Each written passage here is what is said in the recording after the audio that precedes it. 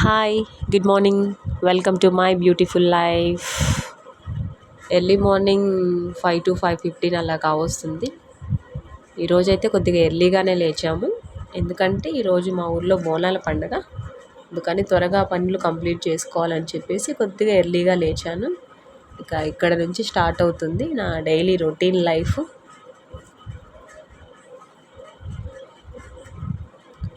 అదేంటి ఆషాఢంలో బోనాలు అయిపోయినాయి కదా, మళ్ళీ బోనాలు ఏంటి అని అనుకుంటున్నారా? ఇక్కడ మా దగ్గర అయితే శ్రావణ మాసంలోనే పెట్టుకుంటామండి బోనాలు. శ్రావణ మాసంలో వచ్చి 4 ఆదివారాల్లో ఏదో ఒక ఆదివారం చూసి పెట్టుకుంటారు. నెక్స్ట్ ఆదివారం అయితే బాగలేదని చెప్పి ఈ వారమే పెట్టుకుంటున్నారంట. ఏదైనా పండగ ఉందంటే మాత్రం మా వాకిట్లో కొద్దిగా పెద్ద ముగ్గు వేసుకుంటాను నేను. తర్వాత స్నానం చేసి వచ్చి దేవుడి దగ్గర దీపారాధన అయితే చేశాను. ఇక్కడ మా పిల్లలు చూడండి ఏం చేస్తున్నారో తులసమ్మ దగ్గర. నేను తులసమ్మ దగ్గర పంచదార నైవేద్యంగా పెడదామని తీసుకొస్తుంటే ఇద్దరు నేను పెడతా అని కొట్టుకుంటున్నారు. సో ఇక ఇద్దరు పెట్టండి అని చెప్పి 2 చిన్న చిన్న ప్లేట్లలో అయితే వేసి ఇచ్చాను. అది తీసుకొచ్చి వాళ్ళు దాన్ని ఏదో హారతి తిప్పినట్టుగా తిప్పి అక్కడ పెట్టి వెంటనే తీసుకొని తిందామని అయితే చూస్తున్నారు. మా పెద్దోడైతే ఆల్రెడీ తీసుకొని వెళ్ళిపోయాడు. ఇక చిన్నోడు చూడండి ఎట్లా తీసుకుంటున్నాడో. చూడండి ఎలా చూస్తున్నాడు తినడానికి ఆశగా. వీడు ఎప్పుడైనా ఇంతేనండి. నేను తులసమ్మ దగ్గర పూజ చేసుకొని నైవేద్యం పెట్టి రాగానే దాన్ని తీసుకొని తినేస్తాడు. ఇక్కడ చూడండి, ఈరోజు బోనాల పండుగ అని చెప్పాను కదా. మా ఊళ్ళో ఏంటంటే ఊళ్ళో ముత్యాలమ్మ తల్లికి బోనం చెల్లించడానికన్నా ముందు ఇలా ఎవరి ఇళ్ళ ముందు వాళ్ళు వీధి గుమ్మం ముందు దొడ్డి ముత్యాలమ్మకని పెట్టుకుంటారు. దొడ్డి ముత్యాలమ్మ అంటే గేటుకు అటువైపు ఇటువైపు ఇలా సున్నం రాసి పసుపు కుంకుమ బొట్లు పెట్టి అదే ముత్యాలమ్మ తల్లిగా భావించి పూజ చేసుకుంటారు. నైవేద్యం పెట్టి కోడిని కోస్తారు. ఆ నైవేద్యం కూడా చూడండి అటువైపు ఇటువైపు ప్లేట్లలో పెట్టాను. ఆ నైవేద్యం ఏంటంటే మనం మామూలుగా అన్నం వండేసి దాంట్లో పంచదార అండ్ నెయ్యి వేసి పెడతాము. ఆ తర్వాత అయితే కోడిని కోస్తారు అక్కడ. ఇక్కడ చేసేది మా ఆయనను అండ్ మా మరిది.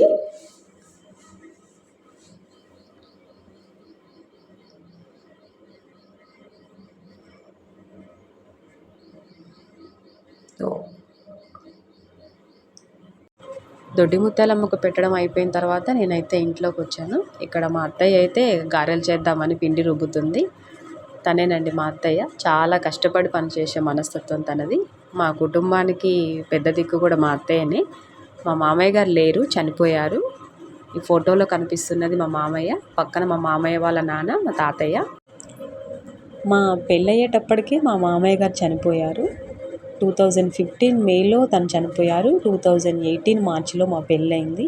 ఇప్పటికీ తను లేకపోయినా కూడా ఊరంతా కూడా చాలా గొప్పగా మాట్లాడుకుంటారు తన గురించి. ఒక రియల్ లైఫ్ హీరో అండి తను. ఒక లెజెండ్ క్యారెక్టర్ తనది.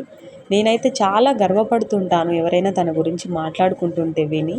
ఇలాంటి ఒక గొప్ప వ్యక్తికి నేను కోడలుగా వచ్చాను అని సంతోషపడుతుంటాను. కానీ నేను ఇంటికి వచ్చే టైంకి అయితే తను లేనందుకు నేను చాలా బాధపడుతుంటాను. నోరారా మామయ్య అని పిలిచే అదృష్టం నాకు లేదని ఫీల్ అవుతుంటాను. తనని నేను చూడలేదు, తనతో నాకు ఎలాంటి బాండింగ్ లేదు. అయినా కూడా ఎవరైనా తన గురించి మాట్లాడుతున్నప్పుడు బయటికి కనపడకపోయినా లోలోన చాలా ఎమోషనల్ అయిపోతుంటాను. ఎందుకో తెలీదు. ఇదేనేమో మామ కోడళ్ళ అనుబంధం అంటే. మాదైతే ఒక విర్చువల్ రిలేషన్షిప్ అని నేను అనుకుంటానండి. తను లేకపోయినా కూడా మా మధ్య ఒక బంధం అయితే ఉంది.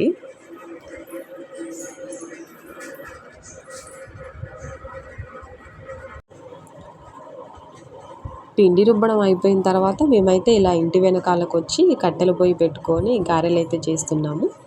మా అత్తయ్య వేస్తుంది, నేనైతే కాలినట్టుగా తీస్తున్నాను ఎదురుగా కూర్చొని. ఇక్కడ మా వ్యవసాయానికి సంబంధించిన సామాను మొత్తం పెట్టుకుంటాము. కొద్దిగా మెస్సీగానే ఉంటుంది, చూపిస్తాను ఎప్పుడైనా. నాకు తెలిసి గారెలు ఇష్టం లేని వాళ్ళంటూ ఎవరు ఉండరేమో మేబీ. సామెతే ఉంది కదా, వింటే భారతమే వినాలి, తింటే గారెలే తినాలని.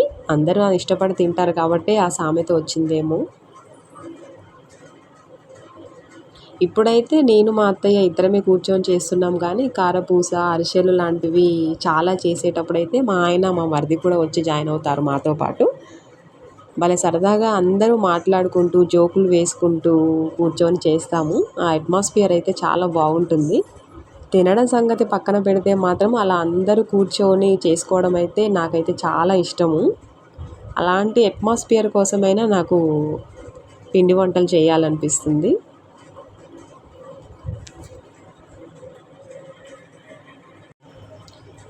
ఇప్పుడైతే గారెలు చేస్తున్నాము. మళ్ళీ నెక్స్ట్ టైం ఈ పొయ్యి దేనికి యూజ్ అవుతుందో ఏం చేస్తామో చూడాలి మరి. అప్పుడైతే కంపల్సరీ చూపిస్తాను.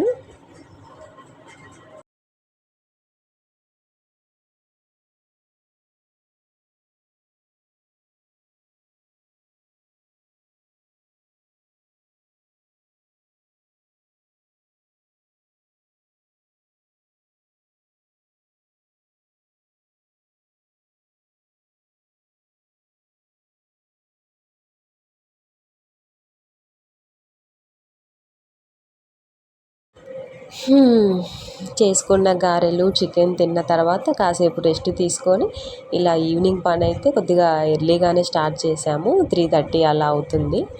ఎందుకంటే ఊళ్ళో 4 కల్లా బోనాలు బయటకు వెళ్ళాలి అని చెప్పేసి డప్పు చాటింపు ఇచ్చారు. ఇంకా అందరితో పాటు వెళ్తేనే బాగుంటుంది కదా, మేము వెనక్కి అయితే ఏం బాగుంటుంది అని చెప్పేసి త్వరగా ఇంట్లో పనులన్నీ కంప్లీట్ చేసుకుందామని ఎర్లీగా స్టార్ట్ చేసుకున్నాము. మళ్ళీ వచ్చేసరికి నైట్ అవుతుంది. ఇక అలసిపోయినట్టే ఉంటుంది. ఇంట్లో పనులు అయితే ఏం చేయబుద్ధి కాదని చెప్పేసి కంప్లీట్ చేసుకుంటున్నాము.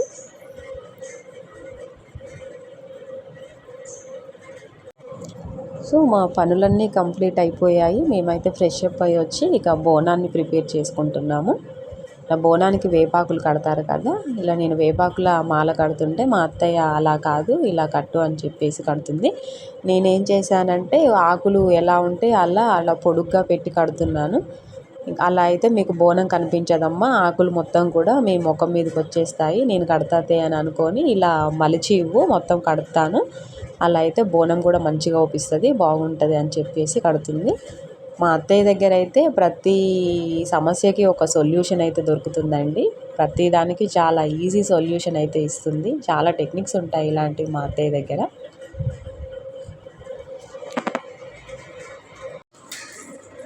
వేపాకు మాల కట్టడం అయిపోయిన తర్వాత ఇలా బోనానికి పసుపు రాసి ఇంకో బొట్లు పెట్టుకుంటున్నాము. మాల కట్టిన తర్వాత అయితే బొట్టు పెట్టడానికి ఇబ్బంది అవుతుందని చెప్పేసి ముందైతే బొట్టు పెట్టిన తర్వాత మాల కట్టొచ్చు అని చెప్పేసి బొట్లు అయితే పెట్టుకుంటున్నాను. ఇలా మా అత్తయ్య పక్కన కూర్చొని అన్నీ చెప్తూ ఉంటే నేను చేస్తున్నాను. నాకైతే పెద్దగా తెలీదు, ఇంతకుముందుకు చేసిన అనుభవం కూడా లేదు. ఇదైతే మా ఇంట్లో రెండోసారి బోనాల పండుగ చేయడము. ఇంతకుముందు అంటే ఒక్కదాన్నే కాబట్టి చెయ్యకపోయేదాన్ని. ఇప్పుడు మా మరిది పెళ్ళై మా తోటికోడలు కూడా వచ్చింది కదా మమత, ఇంకా ఇప్పటి నుంచి ఇద్దరం కలిసి హ్యాపీగా చేసుకోవచ్చులే అని అనుకున్నాము. ఇలాగే ప్రతి సంవత్సరం కూడా చెయ్యాలని అనుకుంటున్నాను, చూడాలి.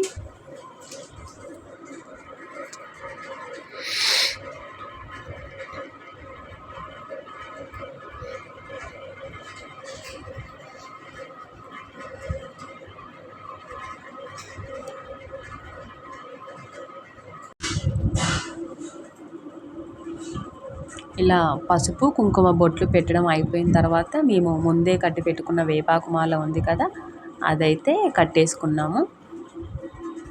ఇక్కడైతే నేను బోనం కోసమని ముందే ప్రిపేర్ చేసి పెట్టుకున్న అన్నాన్ని అందులో పెట్టుకుంటున్నాను. దీన్ని పులగం అంటారు. అంటే లైట్గా పెసరపప్పు పసుపు వేసి వండిందనమాట. అది వండిందంతా పెట్టకుండా కొద్దిగా మిగిల్చి పెట్టుకోవాలి, ఎందుకంటే అంతా ఊడవకూడదు అంటారు కదా, అందుకని కొద్దిగా మిగిల్చి పెట్టుకోవాలి.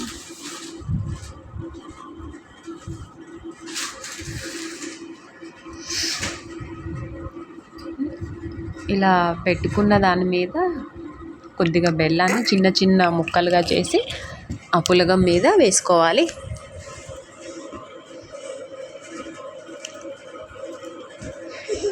ఇలా రెడీ చేసుకున్న బోనాన్ని అయితే మేము అమ్మవారి దగ్గరికి తీసుకెళ్ళి అమ్మవారికి నైవేద్యంగా పెట్టుకుంటామండి.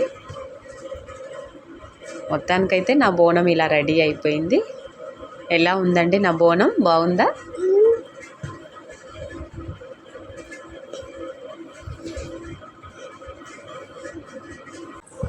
బోనం అయితే రెడీ చేసుకొని ఇంకా ఎప్పుడెప్పుడు వెళ్దామా అని ఇలా ఇంట్లోకి బయటికి అయితే తిరుగుతూ చూస్తున్నామండి. మొత్తానికి మేము వెయిట్ చేసిన టైం అయితే వచ్చేసింది. డబ్బుల వాళ్ళు వచ్చారు బోనం తీసుకెళ్ళడానికి.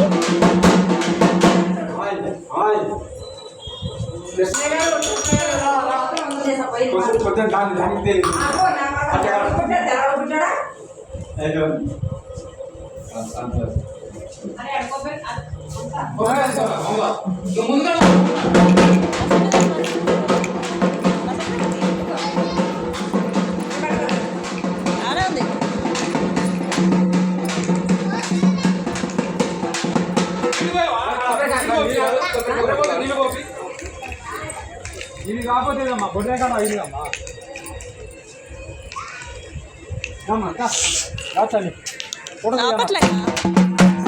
మేము మటవా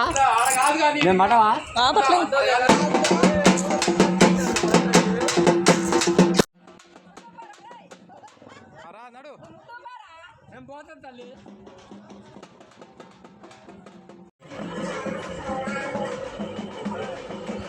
ఇక్కడేనండి ముత్యాలమ్మ తల్లి గుడి. అందరూ బోనాలు తీసుకొని ఇక్కడికైతే వచ్చేసారు. గుడి చుట్టూ ప్రదక్షిణలు చేస్తున్నారు. ఫస్ట్ అయితే ఇక్కడ చాలా కొద్ది మంది మాత్రమే కనిపిస్తున్నారు అనుకుంటున్నారేమో. ఇది కేవలము ఒక కమ్యూనిటీ వాళ్ళకు మాత్రమే ఇక్కడ పెట్టుకునేది. మిగతా వాళ్ళంతా వేరే ముత్యాలమ్మ తల్లి గుడి ఉంది, అక్కడ పెట్టుకుంటారు. అక్కడ కూడా చాలా బాగుంటుందంట. నేనైతే ఎప్పుడు చూడలేదు.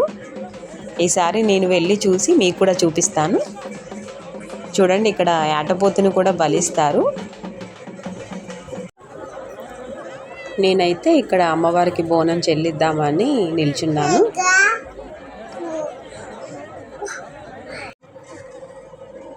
బాగా క్రౌడ్ ఉండి కొద్దిగా ఇబ్బందిగా ఉంది ఇక్కడ. మొత్తానికైతే నేను అమ్మవారికి నేను తీసుకెళ్ళిన బోనం అయితే చెల్లించుకొని బయటకైతే వచ్చేసాను. ఇలా ఇక్కడికి వచ్చిన వాళ్ళందరూ కూడా ముత్యాలమ్మ తల్లికి బోనం సమర్పించుకున్న తర్వాత ఏటపోతునైతే బలిస్తారు. అప్పటి వరకు అయితే మేము లేమండి ఇక్కడ. అమ్మవారికి బోనం సమర్పించుకున్న తర్వాత ఇంటికి వెళ్ళిపోయాము. అప్పటికి మా పేషెంట్స్ అంతా అయిపోయింది. మరొక మంచి వీడియోతో మళ్ళీ మిమ్మల్ని కలుస్తానండి. నా వీడియో కనుక మీకు నచ్చినట్లయితే please do like and subscribe.